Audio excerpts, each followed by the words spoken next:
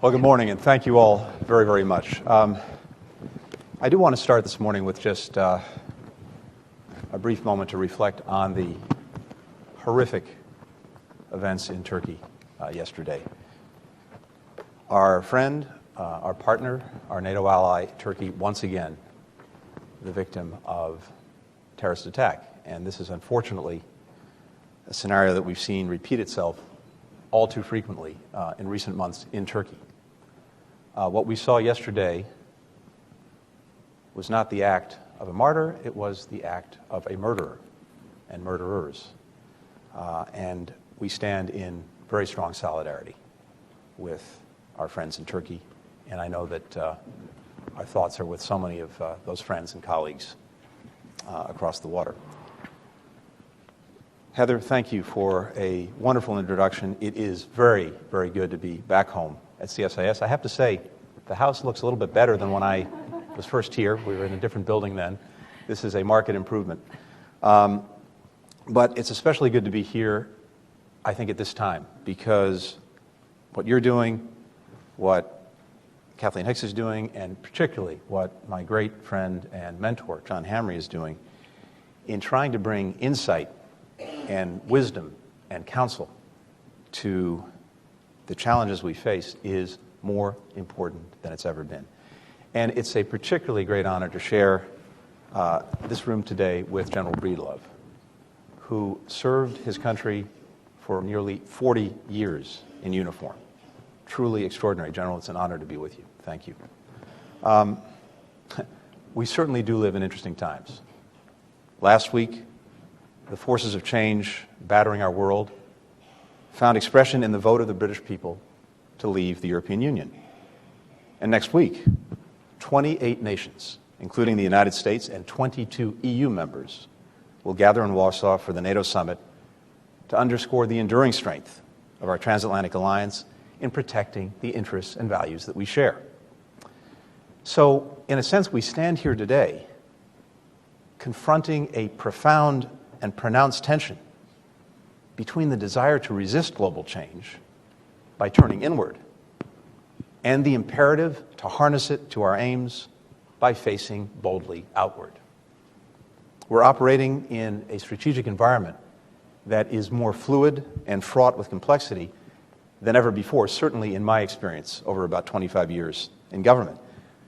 We see power shifting among, below, and beyond nation states, urged on by the rapid pace of technological change, the growth of economic interdependence, the scale of global connectivity. This requires governments to be more accountable to sub-state and non-state actors, from the mayors of megacities to corporate chieftains to super-empowered groups and individuals.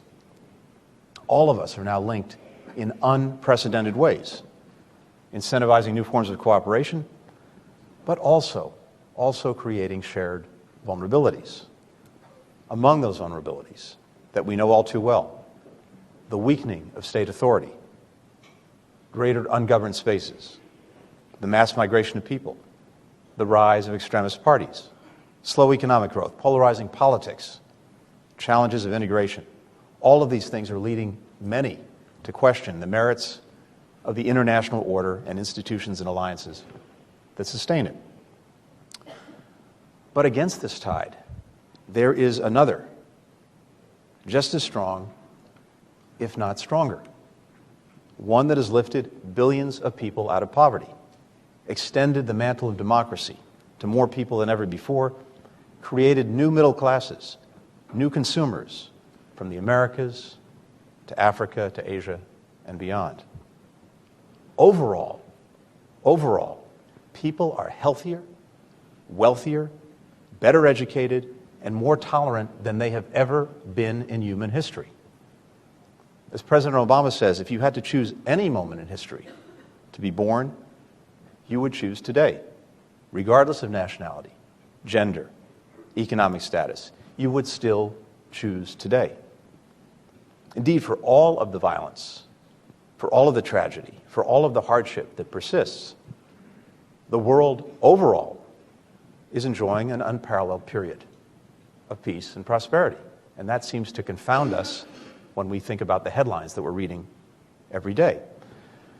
So the question we have to answer for ourselves, at a moment when many are asking fundamental questions about our role in the world and the system that shapes it, the question is, why are we actually, overall, succeeding more than we even know or believe or understand? What explains the long peace that we've enjoyed for 7 decades? And at the same time, what explains the discontent with, the confusion about, indeed the rejection of the very system that helped produce this progress in the first place? With so much at stake, it's imperative that we ask these questions honestly and openly, because the answers are profoundly consequential to the health, strength, and security of our societies today. Heather alluded to this, but 71 years ago, out of the rubble of war and the pain of unfathomable national loss, our predecessors wrestled a new and wiser course from the currents of history. They were determined to avoid the mistakes of the 1920s and 30s, when countries turned inward in the face of rising hostility and aggression. They resisted the temptation to concentrate authority in the hands of victors or pull up the drawbridge to the rest of the world. Instead, they built an international system of institutions, of rules, of norms that gave everyone a stake and a say in the running of world affairs. This was not an act of blind faith. It was an expression of deep pragmatism. Their purpose was to prevent, for all times, a return to war between and among great powers, and to create a safe, more stable environment in which countries could develop to the benefit of all of their citizens. Of course, and we know it all too well, this system didn't eliminate all turmoil, all trouble, all conflict, all inequity. It did not, it could never insulate societies fully from the pain of social and economic change. But standing at a remove of 71 years, I think it's fair to say that it got the big picture right, averting new global cataclysms, ending the Cold War peacefully, creating the space and stability needed for countries to grow and to prosper. And for the United States, the new global power at the time, giving others a voice and a vote in this order helped prevent what usually happens when one country rises above the others, and that is the bandwagoning of those other countries together to check the rise of the emerging power. Indeed, the post-war system that we took a lead in shaping and developing grew by attraction rather than coercion, as the desires of others to join in further deepened and strengthened its roots. International law, environmental protections, child labor laws, human rights safeguards, public health systems, trade regulations, maritime rules, international financial institutions, peacekeeping forces, the non-proliferation regime, and so on. Today, these norms, these institutions work in concert to the advantage of every aspect of our modern life and restrain some of our darkest demons. That's what we mean when we refer in shorthand to the liberal international order. But by repeating it so often, we don't always take the time to connect the overarching logic to the tangible benefits that we enjoy today. Every aspect of this order is deserving of its own speech. But this morning I'd like to focus on the one indispensable foundation of it all: our alliances and partnerships. Every day, a network of U.S. alliances and partnerships operates overtime to deter aggression, enable the free flow of people, goods, and ideas, and facilitate international cooperation to meet transnational threats. Now, we enter these relationships first and foremost for ourselves, for the interests, for the safety, for the security of the American people. But this network also extends its benefits to others, a virtuous cycle that repays us with interest and further strengthens our position of global leadership. Now, we have important, sincere disagreements in and between our societies over how best to address the complex security, economic, and political challenges we face, and indeed whether our alliances and partnerships are delivering the value that we need. And there are those who suggest that alliances are simply more of a burden than a benefit. They cost too much. They achieve too little. They encourage free riders. They risk embroiling us in other people's problems. They distract us from investing at home. They generally leave us with the short end of the stick. Even as it gains traction, this argument remains, in my judgment, fundamentally flawed, overstating the cost of alliances while underestimating the risks of turning inward and abandoning them, and certainly downplaying their benefits and virtues. Now, it's true, alliances and partnerships give every member a stake in the success of one another. But it is this shared stake, supported by our courageous men and women in uniform and our diplomats and development professionals in the field, that has kept the long peace and enabled new generations of Americans to pursue their dreams and ambitions. Today, these alliances and partnerships and the international order that they safeguard are so embedded into the reality of our lives that we tend to take them for granted. The generations who first fought and sacrificed for them to take root are not the strongest or loudest voices in our great policy debates anymore. As our memory of the past fades, we're left to only imagine the consequences of losing what we have always and so easily counted on. But our predecessors knew, just as we do, deep down, that the mere belief in freedom is not enough. We must steadfastly defend it and protect it. That's why the United States maintains a strong, stable network of Atlantic and Pacific allies and global partners that is the envy of our adversaries. That's the reason we're the world's preferred security partner, the first pick at dodgeball. It's not simply because everyone just likes being around us. It's because the world respects the power and predictability of our commitments, the value of which accrues dividends over time for our security, our prosperity, our values, our capacity to overcome even the greatest global challenges.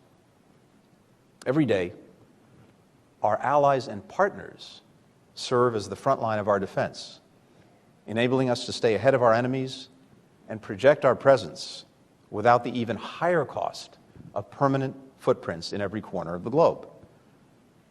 Put simply, the world is safer for the American people when we have friends, partners, and allies. Now, there are those who believe that our nation's overwhelming military superiority means we should and could operate unilaterally, and that corralling others is much more trouble than it's worth. But we know well, and General Breedlove can certainly speak to this directly, there is very clear tactical as well as strategic and political value in not having to fight alone. We gain access to bases. We hold regular joint planning, training, and exercises. We develop overflight and deployment agreements. We deepen intelligence sharing. We strengthen interoperability, which is what melds different nations with different procedures, different languages, different systems into one cohesive and mighty force. We defray the high cost of modern warfare and community stabilization among many partners. We draw strength from the experiences of dozens of different uniforms, planning at one table. And we gain legitimacy from dozens of different flags working toward one mission. Our own effectiveness is improved when we know how to operate and how others will operate in any theater. And our own reach is amplified when we can pre-position equipment and stage from any region of the world. Just imagine how much more difficult it would be to fly sorties over Daesh positions in Syria if our aircraft carriers had to return home to refuel. Above all, these ready-made coalitions are our insurance policy, worth the cost of their premiums for the moment when we need them most. Now, for those who doubt the value and credibility of our alliances, consider that NATO has invoked Article 5, the solemn obligation that all members make to the defense of one another, only once. And it was invoked in defense of us, the United States, on September 12, 2001. In the years since, over 1,000 Allied personnel have lost their lives and made the ultimate sacrifice alongside U.S. and Afghan forces. Today, the flags of 39 nations, including 26 allies and 13 partners, fly over the mission in Afghanistan. Romanians, Macedonians, Georgians provide force protection on the ground. Ukrainians support NATO's Train, Advise, and Assist mission in western Afghanistan. Turks are helping Afghans reduce corruption and manage their financial systems. Australians, Brits, the Dutch, others are helping Afghan officers outline the future of their own security forces. We've shared the fight, the costs, the losses, and the leadership in Afghanistan. But one of the least appreciated benefits of our unrivaled alliance network is not its role in fighting wars, but in actually preventing them. Without our security guarantees, advanced nations like Japan and South Korea would seek to develop their own nuclear arsenals, plunging the world into regional nuclear arms races, something that administrations of both parties have worked so hard to prevent for decades. We also continually work to modernize and adapt our alliances to ensure that they reflect today's challenges and adequately distribute costs and responsibilities. In the Asia-Pacific, just in the last 3 years, we've updated the guidelines for our defense cooperation with Japan to expand its contributions to international security. We've concluded new host nation support agreements with both Japan and the Republic of Korea to help support our military presence in both countries. We signed a force posture agreement with Australia, and we concluded a landmark enhanced defense cooperation agreement with the Philippines, which gives U.S. forces and equipment access to key military bases throughout the region. Despite our serious concerns with the political situation in Thailand today, as a result of which we are not conducting business as usual, nonetheless, our oldest treaty partnership in the Asia-Pacific continues to enhance the ability of our military forces in the region to work together on peacekeeping, anti-piracy, humanitarian response. And next week in Warsaw, we will strengthen and update the most effective military alliance the world has ever known. In order to navigate 21st century challenges, NATO allies understand the importance of contributing their full and fair share toward our common security. 5 allies already spend at the 2% of GDP on defense standard that we've set, and over 2/3 will increase defense expenditures in 2016.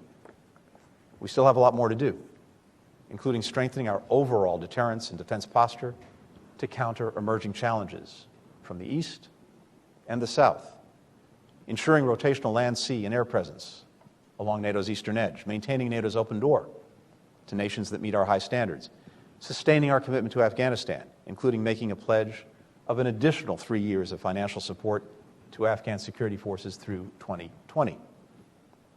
But we won't have to tackle these challenges alone.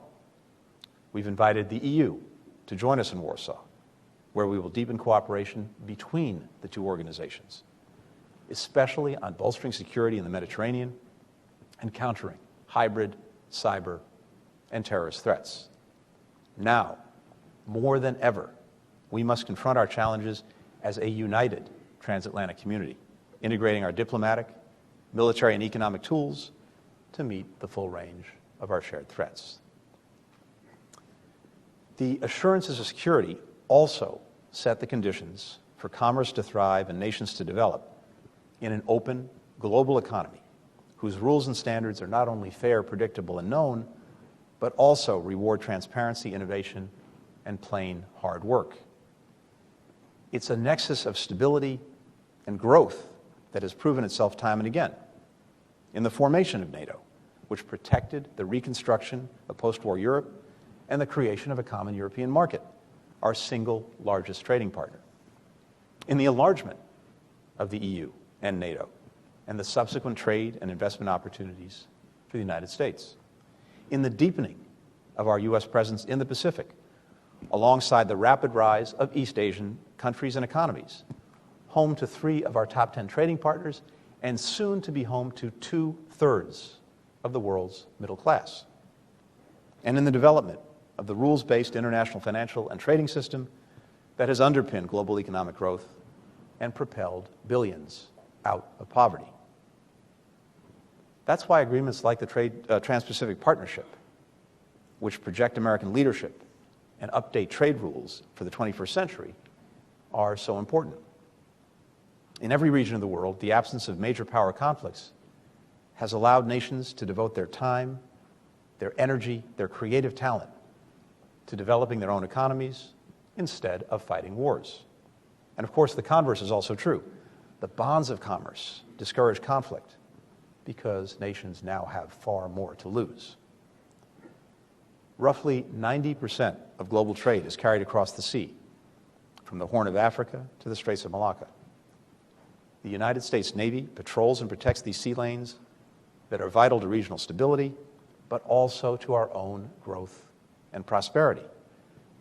It's not an act of charity. 95% of the world market is beyond the borders of the United States. Cutting ourselves off would be shooting ourselves in the foot. The ability of U.S. corporations to ship their goods abroad, to set up shop in different countries, depends on our system of alliances and partnerships that permits us to operate around the world, calming the waters for the free flow of commerce and capital, creating an international environment ripe for innovation. Now, we know all too well the gains are not always equitable, or even, or secure for all. This task, to do more to ensure that they are, remains ours to meet.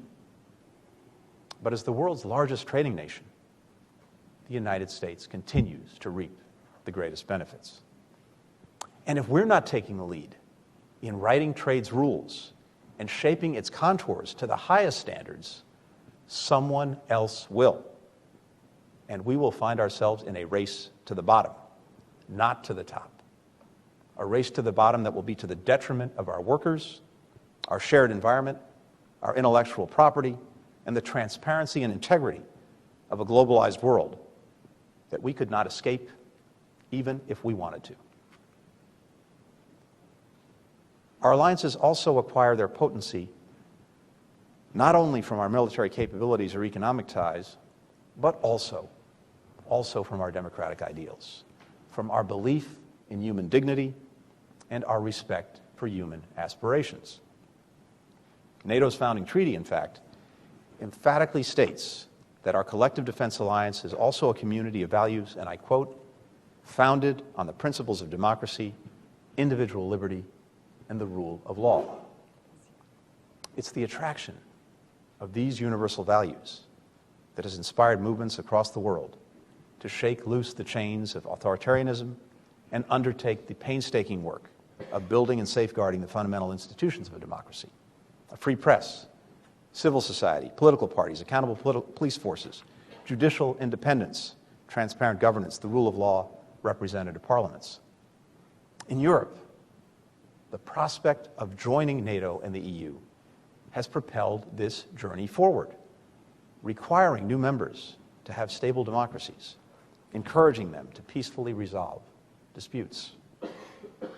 These feats may seem almost unremarkable today, but they remain Herculean in the context of history on a continent that was once governed by nationalistic blood feuds. In East Asia, it's also no surprise that our strongest allies are the region's most robust democracies.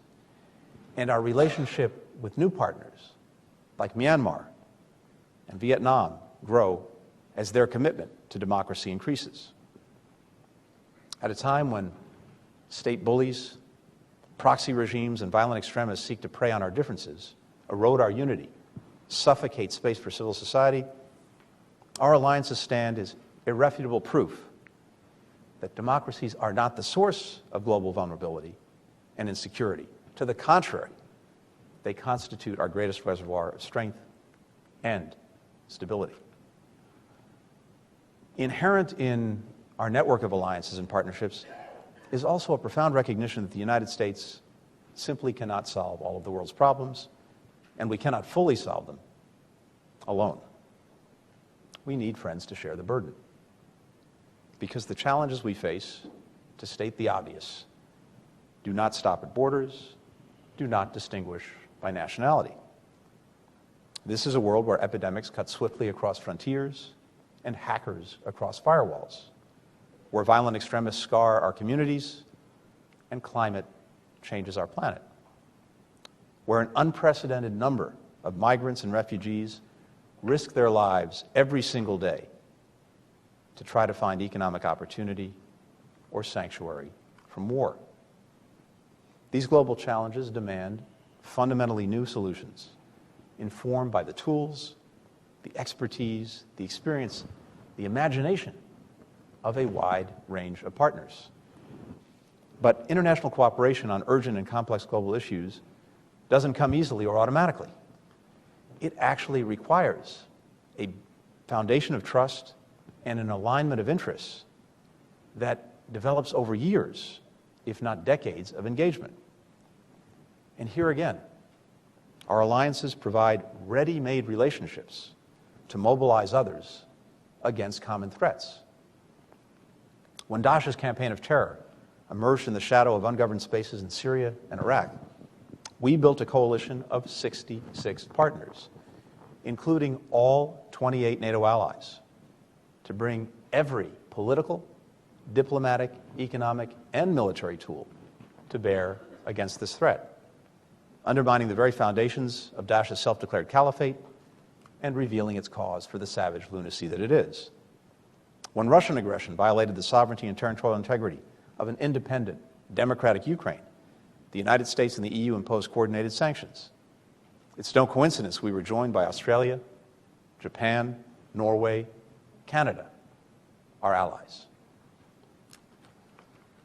Our continued unity on sanctions has sent a strong signal to Russia that we will not allow borders to be redrawn at the barrel of a gun. And as Ukraine continues on its reform path, despite continued aggression by the separatists in the Donbass, it's more important than ever that we maintain our sanctions until Russia lives up to its commitments that it made when it signed the Minsk agreements. When we saw Iran's nuclear program speeding ahead while the window for preventive action was closing, the European Union stood firmly by our side on sanctions and helped spearhead diplomacy toward a historic deal that makes our world safer. When Ebola ravaged parts of West Africa and threatened communities from the United States to Europe, we coordinated an intensive military and civilian response with France and the UK and rallied contributions from all across the world. Our race against the clock was aided by having our closest allies at our side.